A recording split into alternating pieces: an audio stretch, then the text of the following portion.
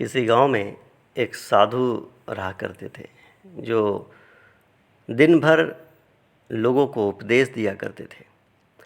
उसी गांव में एक नर्तकी थी जो लोगों के सामने नाच कर उनका दिल बहलाया करती थी।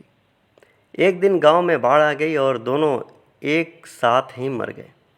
मरने के बाद जब ये दोनों यमलोक पहुँचे तो इनके कर्मों और उनके पीछे छिपी भावनाओं के आधार पर उन्हें स्वर्ग या नरक दिए जाने की बात कही जा रही थी।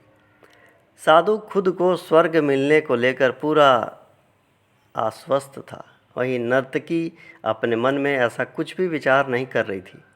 नर्तकी को सिर्फ फैसले का इंतज़ार था।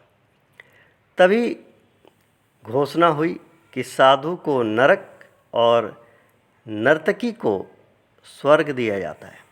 इस फैसले को सुनकर साधु गुस्से से यमराज पर चिल्लाया और क्रोधित होते हुए पूछा कि यह कैसा न्याय है महाराज।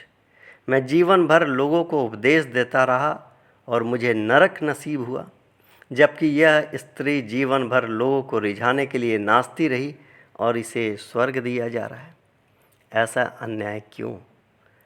यमराज ने फिर शांत भाव से उत्तर दिया कि यह नर्तकी अपना पेट भरने के लिए नाचती थी, लेकिन इसके मन में यही भावना थी कि मैं अपनी कला को ईश्वर के चरणों में समर्पित कर रही हूँ, जबकि तुम उपदेश देते हुए भी यह सोचते थे कि काश तुम्हें भी नर्तकी का नाच देखने को मिल जाता। हे साधु, लगता है तुम इस ईश्वर के इस महत्वपूर्ण संदेश को भूल गए कि इंसान के कर्म से अधिक कर्म करने के पीछे की भावनाएं मायने रखती है। इसलिए तुम्हें नरक और नर्तकी को स्वर्ग दिया जाता है। इसीलिए मित्रों, हम कोई भी काम करें तो उसके करने के पीछे की नीयत साफ होनी चाहिए।